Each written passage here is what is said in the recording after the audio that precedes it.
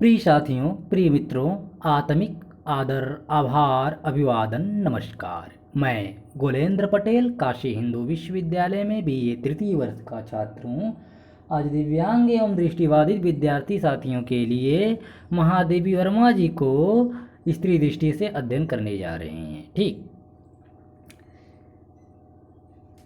इस इकाई की जो रूपरेखा है, इसमें सर्वप्रथम हम लोग उद्देश्य देखेंगे, फिर भूमिका अर्थात प्रस्तावना, फिर पृष्ठभूमि, उसके बाद महादेवी वर्मा का जीवन परिचय, महादेवी वर्मा का साहित्य परिचय, महादेवी वर्मा का गद्य साहित्य विविध रूप, जिसमें रेखाचित्र और संस्मरण, निबंध और आलोचना, महादेवी वर्मा के गद्य साहित्य की विशेषताएं, चित्रांकन देखेंगे और कवित्व, संवेदना, यथार्थ के प्रति आग्रह, भाषा शैली, नव जागरण और राष्ट्रीय चेतना की अभिव्यक्ति, जनसाधारण, नारी, सामाजिक रूढ़ियाँ और श्रृंखला में कड़ियाँ को भी अध्ययन किया जाएगा।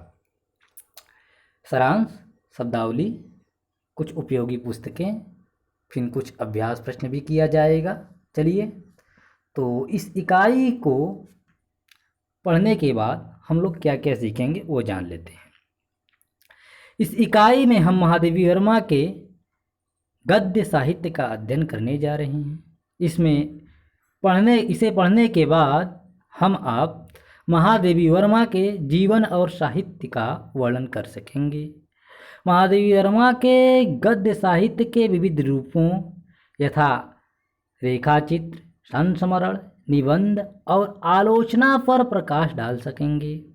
महादेवी वर्मा के गद्य की विशेषताओं को रेखांकित कर सकेंगे और नव जागरण और राष्ट्रीय चेतना के परिप्रेक्ष्य में महादेवी वर्मा के गद्य साहित्य का मूल्यांकन कर सकेंगे। ठीक, चलिए प्रस्तावना पर चलते हैं। अब हम लोग प्रस्तावना, यह इस खंड की आखिरी इकाई है। इसमें हम महादेवी वर्मा के गद्य साहित्य का अध्ययन करने जा रहे हैं। इससे पहले इस खंड में आपने प्रेमचंद, जयशंकर प्रसाद, सूर्यकांत त्रिपाठी निराला और सुमित्रानंदन पंत के साहित्य का अध्ययन कर चुके हैं। अर्थात इसके पूर्व वाले वीडियो में हम लोग प्रेमचंद, जयशंकर प्रसाद, सूर्यकांत त्रिपाठी निराला, सुमित्रानंदन पंत पर रिकॉर्डिंग कर चुके हैं। ठीक, इस इकाई में हम सबसे पहले महादेवी वर्मा के युग की जानकारी हासिल करेंगे। इसी क्रम में महादेवी वर्मा के जीवन और साहित्य का भी परिचय प्राप्त किया जाएगा। महादेवी वर्मा ने एक और काव्य रचना की तो दूसरी तरफ सामाजिक यथार्थ को सामने रखने के लिए उन्होंने गद्य का सहारा लिया। उन्होंने अपने रेखाचित्रों, संस्मरणों, निबंधों और आलोचना के माध्यम से समाज और खास दलित और नारी के प्रति अपना दृष्टिकोण स्पष्ट किया। महादेवी वर्मा के रेखाचित्र और संस्मरण एक दूसरे में घुले मिले हुए हैं।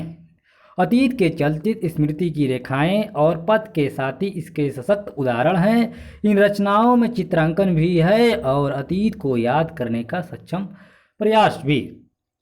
उनकी रचनाओं में एक प्रकार की संवेदनात्मक गहराई है, उसमें हास्य व्यंग का पुट भी है और यथार्थ अपनी समस्त प्रखरता के साथ उभरकर सामने आया है। नारी चेतना और दलित चेतना की अभिव्यक्ति महादेवी के साहित्य में बार बार हुई है। उन्होंने जिन पात्रों का चित्र अपनी रचनाओं में खींचा उनमें शोषित स्त्री और दलित समाज के प्रतिनिधियों का बाहुल्य है। नवजागरण और राष्ट्रीय चेतना के काल में प्रमुख शोषित वर्ग नारी दलित पर हो रहे जुल्म पर प्रहार किया गया। इस प्रकार की झलक महादेवी वर्मा की रचनाओं में मिलती है। आइए इस इकाई का अध्ययन आरंभ किया जाए। पृष्ठभूमि, महादेवी वर्मा एक सफल कवियत्री होने के साथ साथ एक सिद्धहस्त गद्यकार भी थीं। उनकी कविताओं और गद्य दोनों में लेखिका की पीड़ा उभरी है। उनकी कविताओं में यह पीड़ा काफ़ी सघन होकर उभरी है, अतः उनमें कवित्री अंतर्मुखी होती चली गई हैं। पर जब वे गद्यकार के रूप में उपस्थित होती हैं तो यथार्थ का सीधा सामना करती हुई दिख पड़ती हैं और खुलकर प्रहार करती हैं।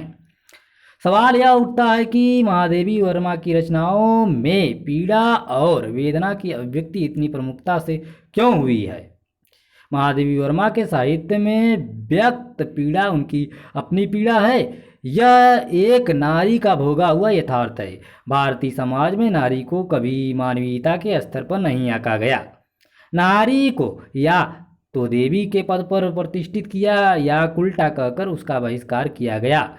नारी को हमेशा से पुरुषों के संरक्षण में जीना पड़ा। बचपन में वह अपने पिता पर आश्रित रहती हैं, जवानी में पति का सहारा लेती हैं और बुढ़ापे में पुत्र के सहारे अपना जीवन यापन करती हैं। परंपरा से यह भी माना जाता है कि पति की पूजा करना पत्नी का पहला कर्तव्य होता है। पति की सेवा करके ही उसे मोक्ष की प्राप्ति हो सकती है। परंपरागत ग्रंथों में पति परमेश्वर की पूजा करने वाली स्त्री को पतिव्रता कहा गया है। परिवार में पुत्र और पुत्री के जन्म लेने का असर आप आज भी देख सकते हैं। जहां पुत्र के जन्म पर खुशियां मनाई जाती हैं, वहां बेटी के जन्म पर मातम से कुछ कम नहीं होता। समाजीकरण की प्रक्रिया में भी अंतर स्पष्ट रूप से देखा जा सकता है। जन्म लेने से लेकर बुढ़ापे तक स्त्री को विनम्र, सुशील, दयालु, ममताशील आदि होने का उपदेश दिया जाता है। परिवार और समाज उसके सामने सीता और सावित्री का आदर्श रखता है। स्त्रियों के प्रति इस प्रकार के प्रत्यक्ष भेदभाव के बावजूद 19वीं और 20वीं शताब्दी में नारी के शोषण के विरुद्ध कुछ लोगों ने आवाज उठाई। राजा राम मोहन राय, ईश्वर चंद्र विद्यासागर, केशव चंद्र सेन, दयानंद सरस्वती आदि समाज सुधारकों ने नारी की दुर्दशा की ओर समाज का ध्यान आकृष्ट किया। उन लोगों ने सती प्रथा, प्रदा प्रथा, विधवा विवाह, नारी शिक्षा आदि मुद्दों को बड़ी शिद्दत के साथ उठाया। ऐसी स्थिति में जब कोई स्त्री समाज के बनाए नियमों को तोड़ती है तो उसे समाज और परिवार की अवमानना और आक्रोश का सामना करना पड़ता है।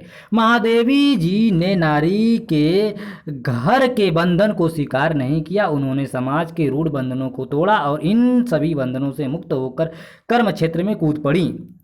गांधी जी ने स्वतंत्रता आंदोलन के दौरान स्त्रियों का आह्वान किया। स्त्रियां घर चौखट को लाकर स्वतंत्रता आंदोलन में शामिल हुई। महादेवी जी पर स्पष्ट रूप से इसका असर पड़ा। उन्होंने अपनी गद्यात्मक रचनाओं में न केवल नारी की समस्याओं को उठाया बल्कि दलित और शोषित वर्ग पर हो रहे जुल्म का भी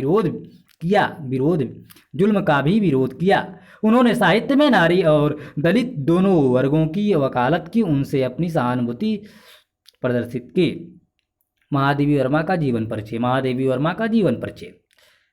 महादेवी वर्मा का जन्म 1907 ईस्वी में उत्तर प्रदेश के फर्रुखाबाद में हुआ था। उनका परिवार संभ्रांत और संपन्न परिवार था। अपने बचपन को याद करती हुई वे लिखती हैं कि एक व्यापक विकृति के समय निर्जीव संस्कारों के बोध से जड़ीभूत वर्ग में मुझे जन्म मिला, परंतु एक और साधनाभूत आस्तिक और भाव उक माता और दूसरी ओर सब प्रकार की सांप्रदायिकता से दूर कर्मनिष्ठ एवं दार्शनिक पिता ने अपने अपने संस्कार देकर मेरे जीवन को जैसा रूप दिया उससे भावुकता बुद्धि के कठोर धरातल पर, साधना एक व्यापक दार्शनिकता पर और आस्तिकता एक सक्रिय पर किसी वर्ग या संप्रदाय में न बदलने वालों चेतना पर स्थित हो सकती थी।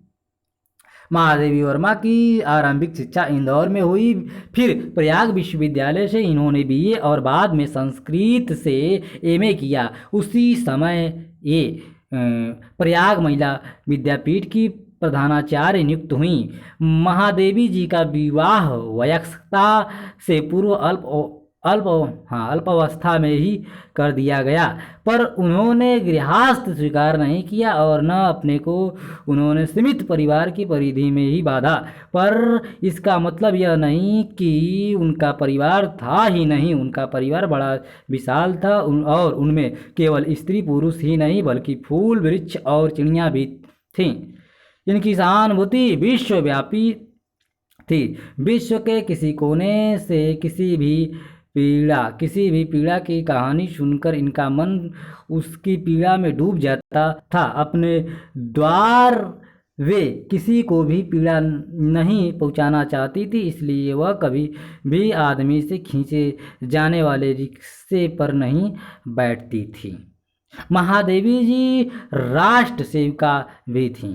जब कभी देश में कोई आंदोलन छिड़ा या देशवासियों पर कहीं कोई विपत्ति आ पड़ी तो उन्होंने केवल अपनी लेखनी के माध्यम से ही शाब्दिक सहानुभूति नहीं प्रकट की, बल्कि उसमें अपना सक्रिय सहयोग भी दिया। ठीक।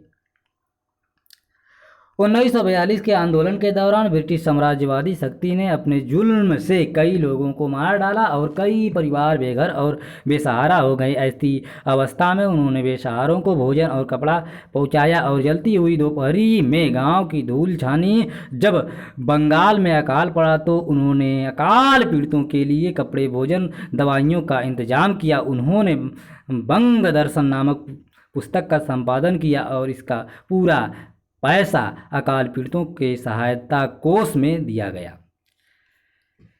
नोआखाली पीड़ितों के लिए महादेवी जी ने हिंदी के लेखकों में पैसा इकट्ठा किया। लेखक निधि के नाम से हिंदी लेखकों की सहानुभूति के रूप में वहां भेजा। हिंदी के साहित्यकारों की दशा सुधारने के लिए उन्होंने अन्य साहित्यकारों के साथ मिलकर साहित्यकार संसद नामक संस्था की स्थापना की। इस संस्था का उद्देश्य साहित्यकारों को संगठित करना और असमर्थ साहित्यकारों को सहायता पहुंचाना था। महादेवी वर्मा को उनकी काव्य कृति यमा के लिए भारतीय ज्ञानपीठ पुरस्कार प्रदान किया। महादेवी वर्मा का साहित्यिक परिचय। महादेवी वर्मा का साहित्यिक परिचय। महादेवी वर्मा छायावादी कवियों में प्रमुख हैं। महादेवी वर्मा ने अपने जीवन का आरंभ ब्रजभाषा में समस्या पूर्ति के साथ किया, फिर खड़ी बोली में रोला हरि गीत का छंद में कविता लिखनी शुरू की। उसी समय माँ से सुनी हुई एक करुण कथा को आधार बनाकर एक खंड काव्य भी लिख डाला। विद्यार्थी जीवन में वे प्रायः राष्ट्रीय सामाजिक जागृति की कविताएं लिखती रहीं, जो लेखिका के कथनानुसार विद्यालय के वातावरण में खो जाने के लिए लिखी गई थी। उनकी इस समाप्ति के साथ ही मेरी कविताओं का शैशव भी समाप्त हो गया। मैट्रिक की परीक्षा उत्तीर्ण करने से पहले वे रहस्यानुभूति से युक्त कविताएं लिखने लगी थी। उनके प्रथम कविता संग्रह निहार की अधिकांश कविताएं उसी समय की हैं। उनके 5 काव्य संग्रह निहार 1930 में, रश्मि 1932 में, निर्जा 1935 में, सांध्य गीत 1936 में, दीपशिखा यामा में उनके प्रथम काव्य संग्रहों की कविताओं का एक साथ संकलन हुआ है। महादेवी वर्मा के अतिरिक्त सशक्त गद्य लेखिका भी हैं। अतीत के चलचित्र 1941 में, स्मृति की रेखाएं 1943 में, श्रृंखला की कड़ियां 1944 में, जिस पर हम लोग फोकस करेंगे। पथ के साथी 1956 उनके एक प्रमुख गद्य संकलन है। इसके अतिरिक्त कविता संग्रहों की भूमिका में उनकी आलोचनात्मक प्रतिभा का भी पूर्ण प्रस्फुटन हुआ है। आज़ादी का शंख फूंकने में चांद पत्रिका का योगदान अभूतपूर्व रहा है। चांद के फांसी अंक ने काफ़ी ख्याति प्राप्त की। इस पत्र ने एक तरफ देश को आज़ादी की करवट लेने के लिए सचेत किया, वहाँ दूसरी ओर सामाजिक क्रांति का शंखनाद भी किया। महादेवी वर्मा ने भी इस पत्र का संपादन किया। संपादकी के रूप में लिखे उनके लेख श्रृंखला की कड़ियां में संकलित हैं। चलिए आगे हम लोग चलते हैं इस अभ्यास प्रश्न को छोड़ते हुए। महादेवी वर्मा का गद्यात्मक विविध रूप। महादेवी वर्मा का गद्य साहित्य विविध रूप। महादेवी वर्मा का गद्य साहित्य विविध रूप। महादेवी वर्मा की गद्य कृतियों की संख्या ज़्यादा नहीं है, पर कथ्य और प्रस्तुति की दृष्टि से ये कृतियाँ उत्कृष्ट हैं। उन्होंने कुल 25 संस्मरणात्मक रेखाचित्र और 35 निबंध लिखे हैं। उन्होंने मुख्य रूप से रेखाचित्र, संस्मरण, निबंध और आलोचनाएँ लिखी हैं। महादेवी जी का गद्य उनकी वैचारिक व्यवस्था का परिणाम है। नारी जीवन और समकालीन यथार्थ पर लिखते समय उन्होंने गद्य का आश्रय लिया। काव्य कृतियों की भूमिका में उनकी आलोचनात्मक शक्ति का भी परिचय मिलता है। स्मृति की रेखाएं अतीत की चलचित्र पथ के साथी में लेखिका का संस्मरण शब्द चित्रों के माध्यम से अभिव्यक्त हुआ है। श्रृंखला की कड़ियां में महादेवी वर्मा का नारी विषयक दृष्टिकोण प्रकट हुआ है। वस्तुतः यह नारी समस्याओं का दस्तावेज है। ठीक, नारी समस्याओं का दस्तावेज है श्रृंखला की कड़ियाँ। हम यहाँ महादेवी वर्मा के गद्य साहित्य का विवेचन तो दो भागों में करने जा रहे हैं, रेखा चित्र संस्मरण और निबंध आलोचना। ठीक, इसी के आधार पर महादेवी वर्मा के रेखा चित्रों को देखने के बाद रेखा चित्र संस्मरण को एक ही घड़े में रखना उपयुक्त होगा, क्योंकि उनके रेखाचित्र संस्मरण है और उनके संस्मरण रेखाचित्र हैं। इसे और भी स्पष्ट करने के लिए यह कहना उपयुक्त होगा कि उन्होंने अपने संस्मरणों को रेखाचित्रों और शब्द चित्रों के माध्यम से अभिव्यक्त किया है। तो चलें इनका अवलोकन शुरू किया जाए। रेखाचित्र और संस्मरण, रेखाचित्र और संस्मरण, रेखाचित्र और संस्मरण। रेखाचित्र और संस्मरण के क्षेत्र में महादेवी वर्मा के 3 ग्रंथ अतीत के चलचित्र, स्मृति की रेखाएं और पथ के साथी उल्लेखनीय हैं। महादेवी वर्मा की इन रचनाओं में एक चित्रात्मकता, कथात्मकता और काव्य प्रवाह है, इसलिए उन्हें पढ़ते वक्त कभी ये रचनाएं रेखाचित्र प्रतीत होती हैं तो कभी संस्मरण, कभी ये कहानी से भी नाता जोड़ने लगती हैं। महादेवी वर्मा इन रेखाचित्रों के साथ कठोर धरती पर उतरती हैं, अतः दीनहीन, पतित और अपेक्षित व्यक्तित्व इन रेखाओं एवं चित्रों के कलेवर में सांस भरते दिखते हैं। इन रचनाओं की प्रमुख विशेषता इनकी चित्रात्मकता ही है। आइए इन रचनाओं का अलग अलग परिचय प्राप्त करें। अतीत के चलचित्र। महादेवी वर्मा अतीत के चलचित्र महादेवी जी के रेखाचित्रों का पहला संकलन है। इसका प्रकाशन पहली बार 1941 में हुआ। अतीत के चलचित्र नाम से ही स्पष्ट है कि ये अतीत के दस्तावेज भी हैं और घूमते फिरते चित्र भी। इस कृति में 11 रचनाएं संग्रहित हैं। इसमें अतीत, वर्तमान और भविष्य एक दूसरे से सिमट गया है। अतीत के इन चलचित्रों में सर्वहारा वर्ग की झांकी प्रस्तुत की गई है। इसमें समा एक विधवा युवती बिंदा, सबिया बिट्टो, अनाहुत की माँ घीसा, विधवा आलोपी, बदलू, रधिया, लक्ष्मा का रेखा चित्र खींचा गया है, जिसमें लेखिका का अतीत स्पष्ट रूप से झांकता नजर आता है। स्मृति की रेखाएं। महादेवी वर्मा के संस्मरणात्मक रेखाचित्रों का दूसरा संग्रह है स्मृति की रेखाएं। इसका प्रथम प्रकाशन 1945 में हुआ। इसमें कुल 7 रेखाचित्र संकलित हैं, जिसमें भक्तिन, चीनी, जंगिया धनिया, मुन्नू की माँ, ठकुरी बाबा, बरेठिन, गुंगिया। लेखिका ने उन्हें शीर्षकों में विभाजित नहीं किया, पर इन शीर्षकों का आम तौर पर उपयोग किया जाता है, इसलिए हम भी उसका लाभ उठा रहे हैं। अतीत के चलचित्र में जहां लेखिका के किशोर काल के चित्र हैं, वहां स्मृति के रेखा में प्रौढ़ काल के चित्र हैं। पथ के साथी का प्रकाशन 1956 में है। इस संकलन में लेखिका ने अपने समसामयिक कवियों के जीवन वृत्त, परिवेश और क्रियाकलापों का चित्रण और मूल्यांकन किया। लेखिका ने कुल 7 लेखकों की जीवन प्रस्तुत की है, जिसमें कविंद्र, रविंद्र, मैथिली शरणगुप्त, जयशंकर प्रसाद, सुरकांत त्रिपाठी निराला, सुभद्रा कुमारी चौहान, सुमित्रा नंदन पंत और सियाराम शरणगुप्त। वस्तुतः इन शीर्षकों के तहत इन लेखकों का लाइव स्केच खींचा गया है। निबंध और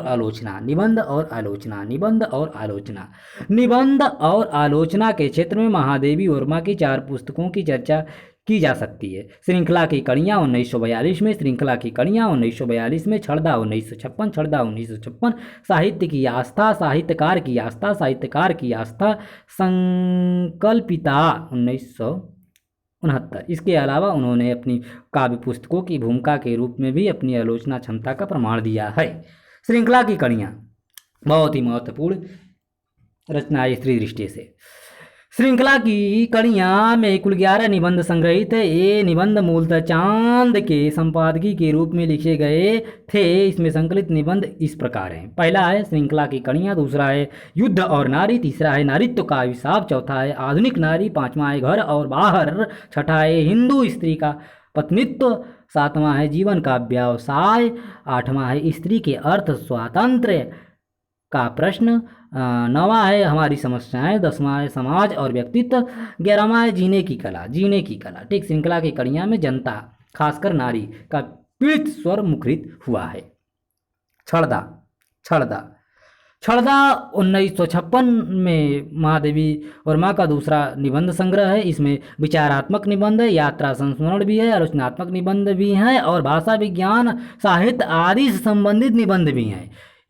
इनका शीर्षक इस प्रकार है: करुण का संदेशवाहक, संस्कृति का प्रश्न, कसौटी पर, दोस्त किसका, कुछ विचार, स्वर्ग का एक कोना, सुई दो रानी, कला और चित्रमय साहित्य, साहित्य और साहित्यकार, अभिनय कला, हमारा देश और राष्ट्रभाषा।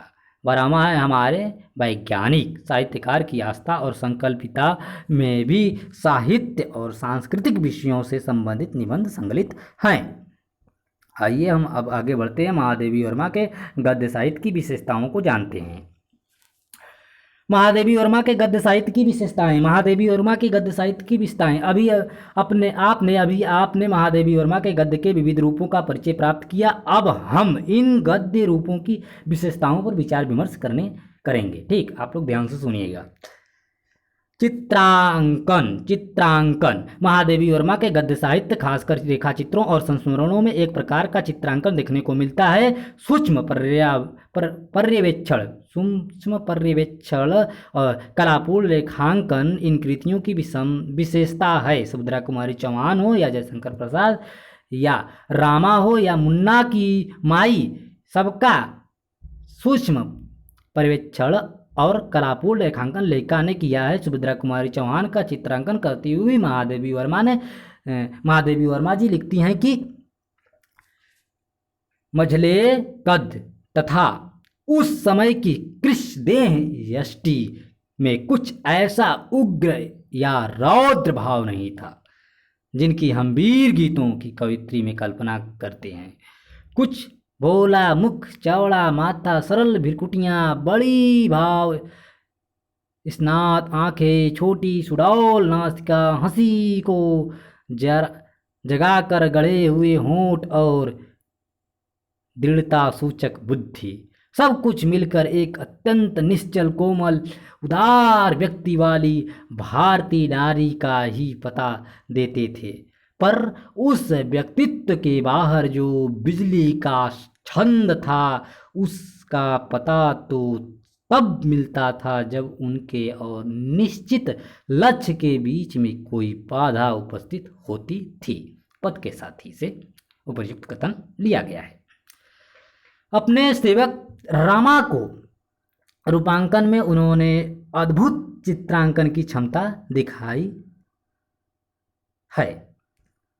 लिखती हैं महादेवी वर्मा, किसी थके हुए झुझलाए शिल्पी की अंतिम भूल जैसी अनगढ़ मोटी नाक, सांस के प्रवाह से फैले हुए से नथुने, हंसी से भर कर धूले हुए से होंठ, काले तथा काले पत्थर की प्याली में दही की याद दिलाने वाली सघन और सफेद दंत पंक्ति। लेखिका की पर्यवेक्षण और चित्रांकन शक्ति के साथ उसकी कल्पना शक्ति की भी दाद देनी होगी। महादेवी वर्मा कवित्व। महादेवी वर्मा अपने गद्य साहित्य में यथार्थ की कठोर जमीन पर खड़ी दिख पड़ती हैं। भाषा में यथार्थ की कठोरता भी है, पर इस भाषा में ऐसा प्रवाह है, ऐसा बहाव है कि उनका गद्य काव्य बन जाता है। यह गद्य काव्य खासकर प्रकृति चित्रण के रूप में मुखर हो उठता है। वैशाख नए गायक के समान अपनी अग्निवीणा पर एक से एक लंबा आलाप लेकर संसार को विस्मित कर देना चाहता है। अतीत के चलचित्र, वह गोधिल मुझे अब नहीं भूलती, संध्या के लाल सुनहली आभा वाले उड़ते हुए दुकूल पर रात्रि ने मानो छिपकर अंजन की मूठ चला दी हो। ठीक। संवेदना, महादेवी वर्मा का संवेदना। महादेवी वर्मा के गद्य में संवेदना और भावुकता का मिला जुला रूप देखने को मिलता है। यह संवेदना कहीं निराशा में परिणित होकर कारुणिक हो जाती है और कहीं विद्रोह और आक्रोश के रूप में प्रकट होती है। लेखिका की संवेदनात्मक अनुभूतियां प्रायः उन पात्रों के प्रति प्रकट हुई है जो शोषित हैं पर अपने शोषण से अनजान हैं।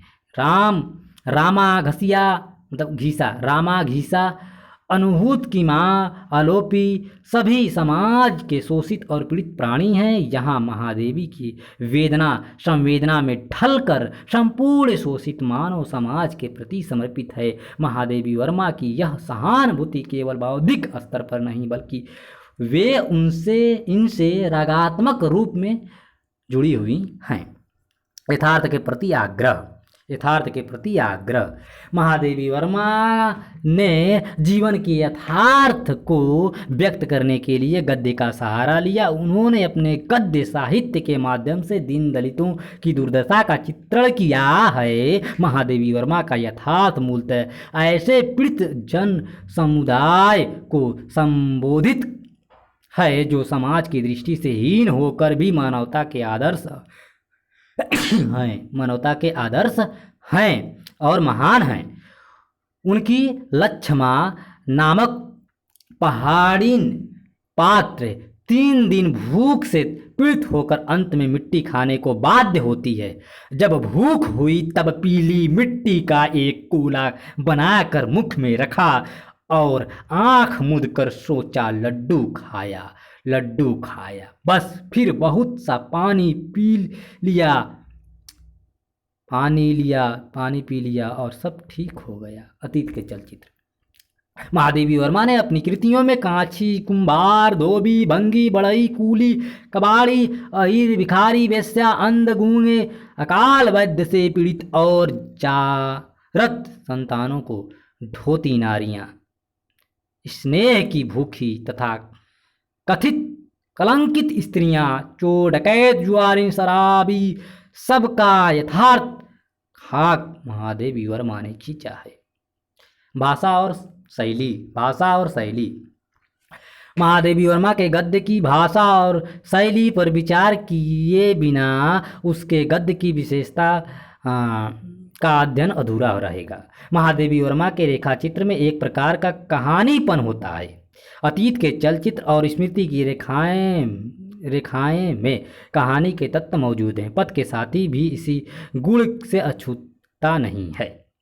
अपने रेखाचित्रों में महादेवी जी ने कई पात्रों को अमर और जीवंत बना दिया है। उन्होंने अपने चित्रों में 25 पुरुषों स्त्रियों के चित्र उकेरे हैं। महादेवी के इन पात्रों में अनेक रूपता है और वे एक निर्जीव पात्र न होकर सजीव और सक्रिय हैं। महादेवी वर्मा ने अपने गद्य को सरल और जीवंत बनाकर प्रस्तुत किया है। उनके गद्य में यथार्थ की प्रखरता भी है, काव्य की मधुर धारा भी। वे विवरण में ज़्यादा नहीं पड़ती बल्कि संकेत से ही बहुत कुछ कह जाती हैं। जैसे रामा की कोठरी में महाभारत के अंकुर जगने लगे। संक्षेप में उनके रेखाचित्र में सूक्ष्म चित्रण की प्रधानता है। शब्दों के चित्र बनाकर उन्होंने परोसे हैं।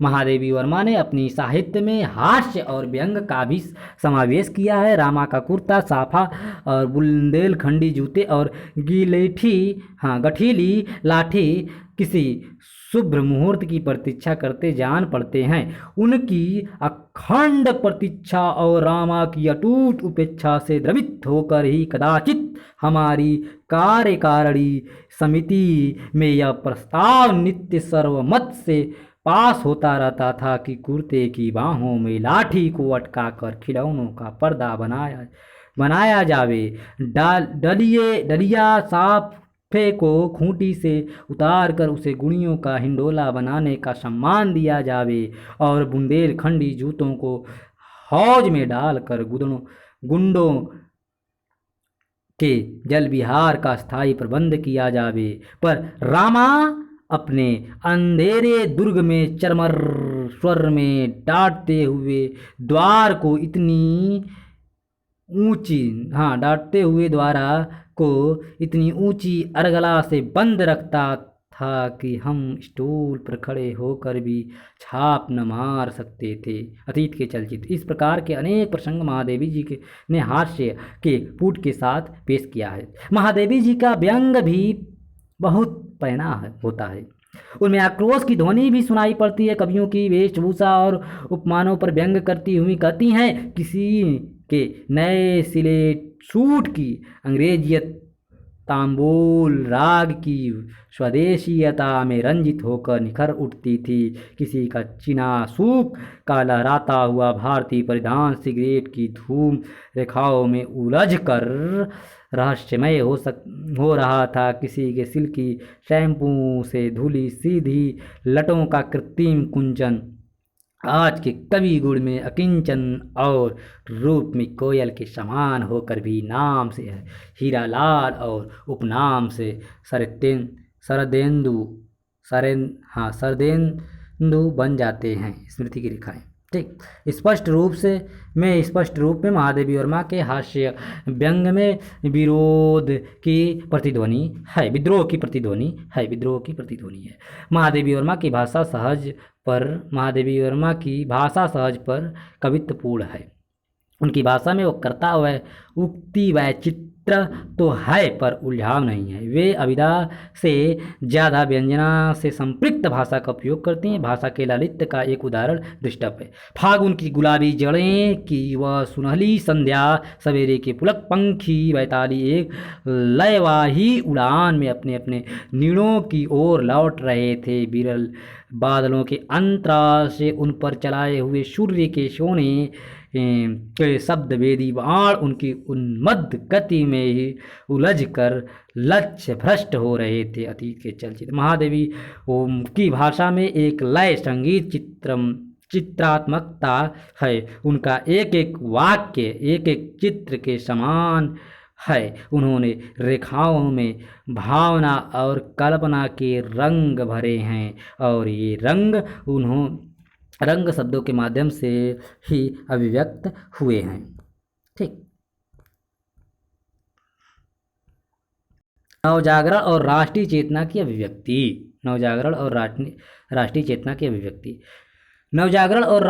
की अभिव्यक्ति। महादेवी वर्मा ने अपने गद्य साहित्य के द्वारा नारी चेतना और दलित चेतना की अभिव्यक्ति दी है। नवजागरण और राष्ट्रीय आंदोलन के दौरान प्रमुख शोषित वर्ग नारी और दलित पर हो रहे जुल्म के खिलाफ आवाज़ उठाई है। महादेवी वर्मा ने भी अपनी रचनाओं में इनके प्रति अपनी सहानुभूति व्यक्त की है और उन पर हो रहे जुल्म पर आघात किया है।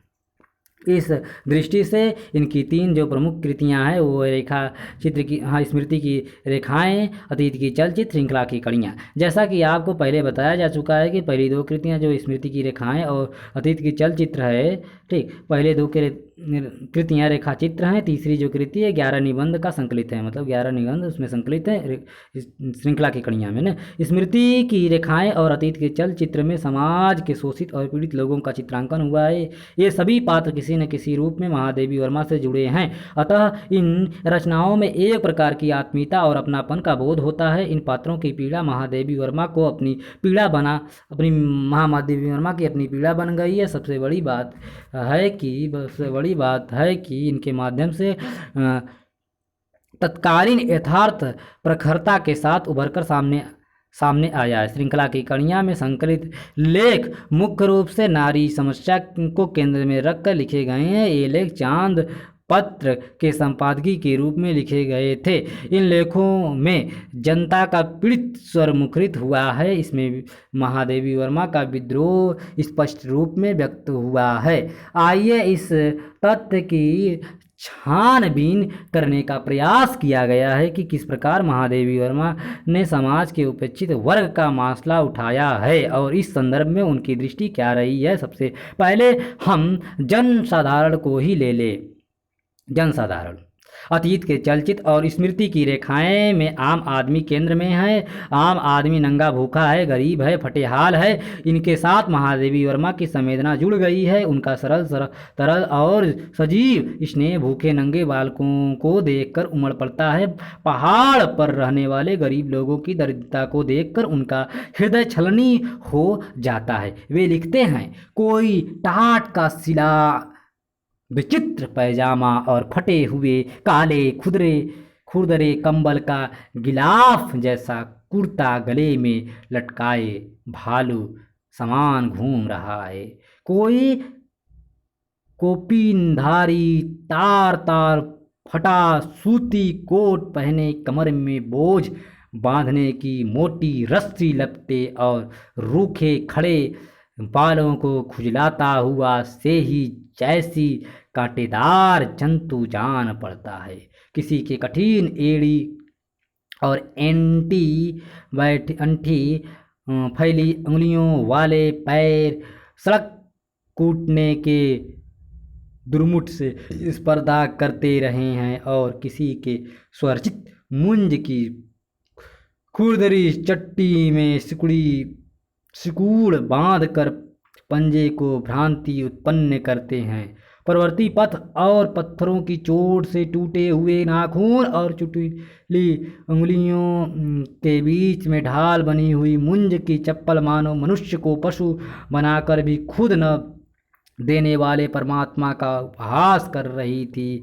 पांव से 2 बालिस्त ऊंचा और ऊनी सूती पैबंदों से बना हुआ पैजामा मनुष्य की लाजाशीलता की विडंबना जैसा लगता था। किसी से कभी मिले हुए पुराने कोटों में नीचे के मटमैल अस्तर की झांकी देती हुई अपनी तरह तार तार फट कर कोई धूप में तार फटकर झालदार हो उठी थी, और वह अपने पहनने वाले को एक झबरे जंतु की भूमिका में उपस्थित करती हुई धूम में बैठकर कपड़ों में से जुएं बीनता हुआ वानर का स्मरण दिलाता है। और कोई दुकानदार से मांग चागर मुख और हाथ पैर में मले हुए तेल के कारण जल से बाहर निकले हुए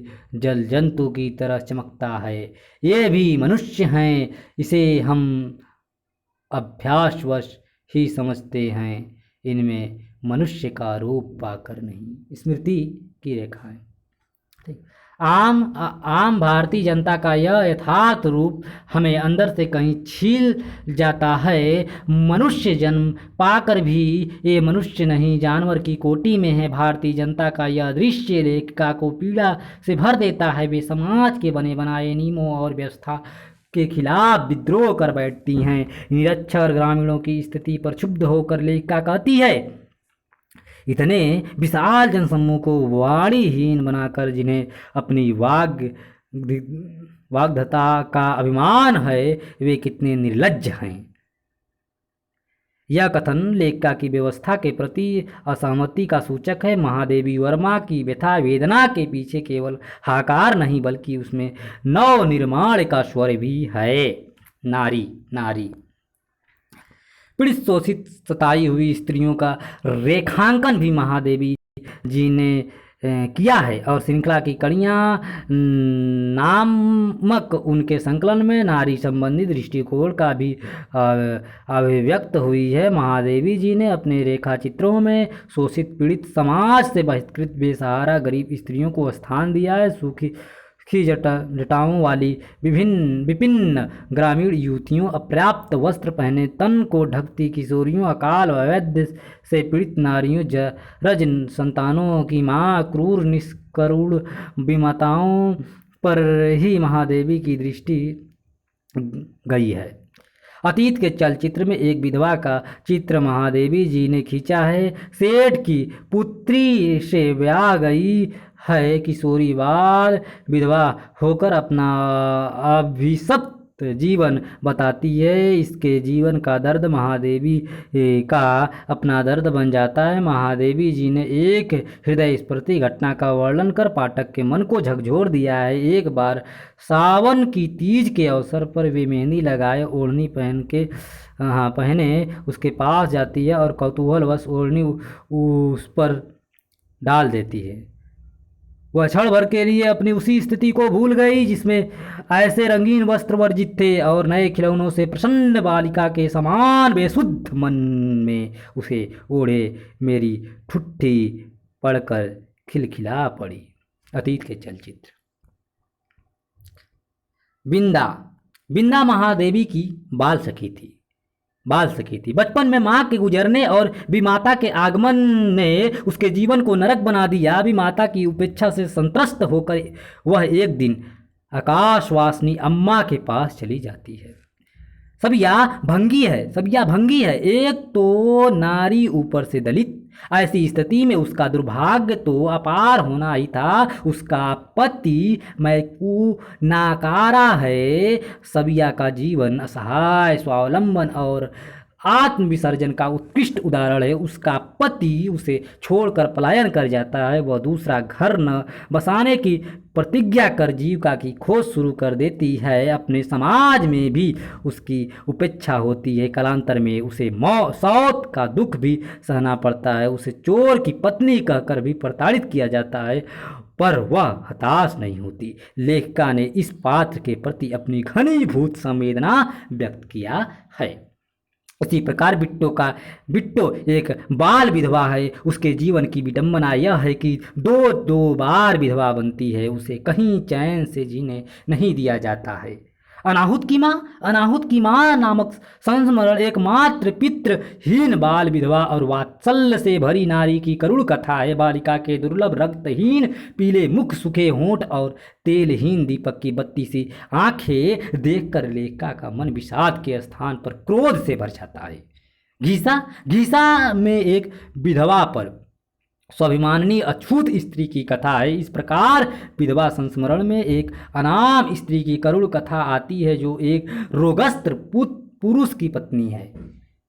लक्ष्मा में एक पहाड़ी लड़की की करुण कहानी कही गई है। स्मृति की रेखाएं में भी प्रताड़ित और शोषित स्त्रियां संघर्ष करती दिख पड़ती हैं। महादेवी वर्मा ने अपनी नारी पात्रों की बेबसी ही नहीं दिखाई है, बल्कि उनके संघर्ष को रूपायित किया है। यह मुख्य बात है। भक्तिहीन आजीवन संघर्ष करती है। पति की मृत्यु के बाद भी वह हार नहीं मानती है। अपने बलबूते पर बेटी की शादी करती है, पर यहाँ फिर एक पुरुष उसकी बसी बसाई गृहस्थी उजाड़ देता है। उसका नकारा दामाद उसे कंगाल कर देता है। इसी प्रकार मुन्नू की माई अपने को परिवार के प्रति समर्पित कर देती हैं, त्याग करती हैं, खुद कष्ट सहती है, पर हताश नहीं होती है।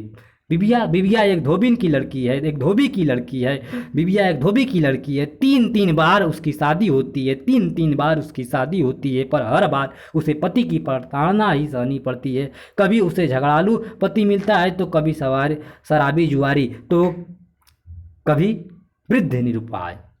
वह अपने जीवन से संघर्ष करते करते थक जाती है और आत्महत्या कर लेती है। गुंगिया महादेवी वर्मा की ऐसी निरीह पात्र है जो न सुन सकती है और न बोल सकती है। वह महादेवी के जीवन से काफ़ी जुड़ी हुई है। उसके जीवन की त्रासदी भी महादेवी ने पूरी संवेदना के साथ व्यक्त की है। अपने रेखा चित्रों के माध्यम से महादेवी वर्मा ने नारी जीवन के अनेक चित्र उकेरे हैं। इसमें जगह जगह पर उनका नारी संबंधी दृष्टिकोण भी प्रतिबिंबित हुआ है, पर प्रत्यक्ष रूप में यह दृष्टिकोण श्रृंखला की कड़ियाँ में अभिव्यक्त पा सका है। महादेवी जी ने अपने इन लेखों में नारी शोषण पर जमकर प्रहार किया है। महादेवी वर्मा खुद नारी थीं, अतः वह नारी के दुख दर्द को अच्छी तरह समझती थीं। तत्कालीन समाज में नारी की घर और बाहर दोनों जगह एक सी हालात थी।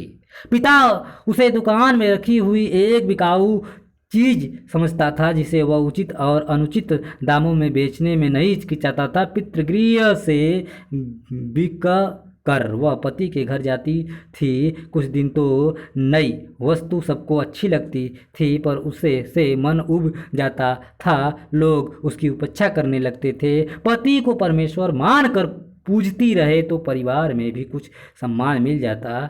महादेवी वर्मा कहती हैं, हिंदू नारी का घर और समाज, इन्हीं दो से विशेष संपर्क रहता है, परंतु इन दोनों ही स्थानों में उसकी स्थिति इतनी करुण है, इसके विचार मात्र से ही किसी भी सहृदय का हृदय कंपित कांपे बिना नहीं रहता। अपने पितृगृह में उसे वैसा ही स्थान मिलता है जैसा किसी दुकान में उस वस्तु को प्राप्त होता है जिसके रखने और बेचने दोनों में ही दुकानदार को हानि की संभावना रहती है। पतिगृह, जहाँ इस उपेक्षित प्राणी को जीवन का शेष भाग व्यतीत करना पड़ता है, अधिकार में उससे कुछ अधिक परंतु सहानुभूति में उससे बहुत कम, उसमें संदेह नहीं। श्रृंखला की कड़ियाँ। उन्होंने एक कड़वा यथार्थ हमारे सामने रखा है। महादेवी वर्मा ने एक कड़वा यथार्थ हमारे सामने रखा है।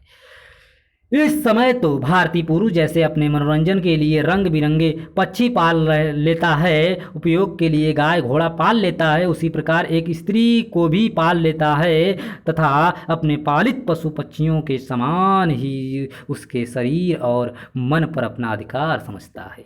श्रृंखला की कड़ी। महादेवी वर्मा ने जिस अधिकार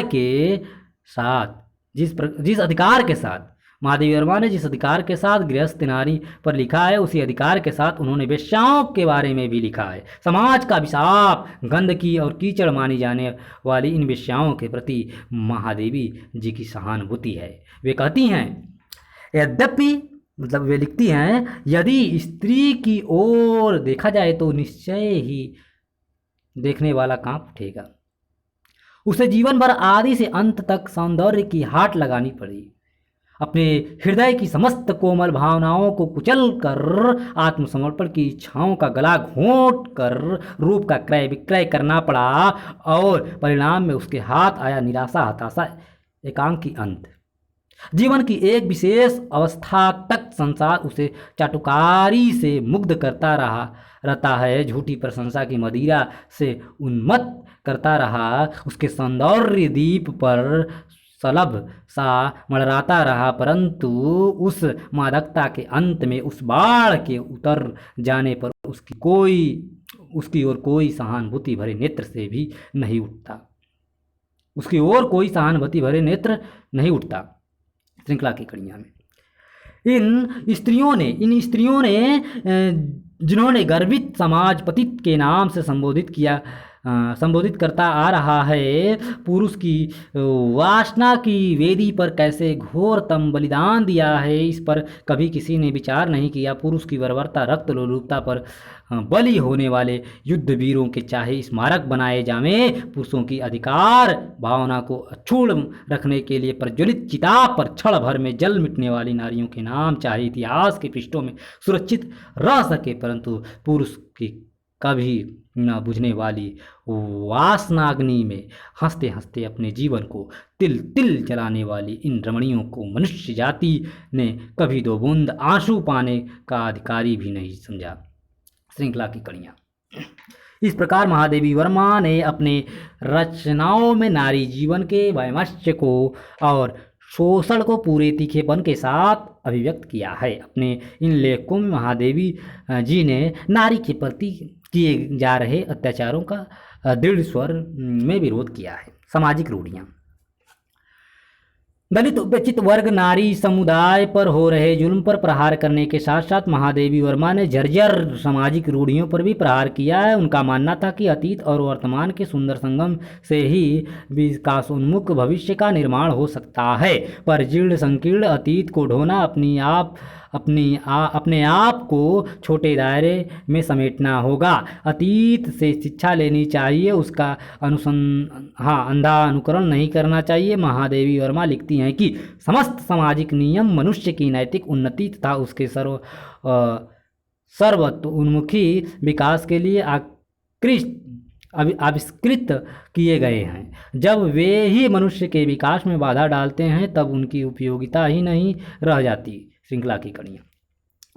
निश्चित रूप से इस संदर्भ में महादेवी वर्मा के विचार प्रगतिशील थे। प्राचीनता और नवीनता को देख परख कर वे आगे बढ़ना चाहती थी, समाज में क्रांति परिवर्तन चाहती थी। महादेवी वर्मा ने वर्तमान सामाजिक व्यवस्था और परंपरागत संस्कारों पर कहीं इतना दारुण आघात किया है कि पाठक तिलमिला उठता है। देखिए, वे लिखती हैं कि श्रृंखला कड़ियाँ में कि यदि दुर्भाग्य से स्त्री के मस्तक का सिंदूर धुल गया तो उसके लिए संसार नष्ट हो गया। उनकी आज्ञा है, उनके शास्त्रों की आज्ञा है और कदाचित उनके निर्मम ईश्वर की आज्ञा है कि वे जमीन की प्रथम अंगड़ाई को अंतिम प्राणायाम में परिवर्तित कर दें, आशय की पहली सुनहली किरण को विषाद के निविड़ अंधकार में समाहित कर दें और सुख के मधुर पलकों को आंसू में बहा डालें। ठीक, श्रृंखला की कड़ियाँ। इन पंक्तियों में लेखिका ने शास्त्रों के बने बनाए नियमों के प्रति अपनी अनास्था प्रकट की है। इसके साथ उनका विद्रोह स्वर भी प्रकट हुआ। स्पष्ट रूप में वह ईश्वर को निर्मम कहती, कहीं भी कोई भय, कोई संकोच नहीं। उस जमाने में इस प्रकार की निर्भयता दिखना कोई मामूली बात नहीं थी। एक तो नारी और ऊपर से ईश्वर की सत्ता का खंडन।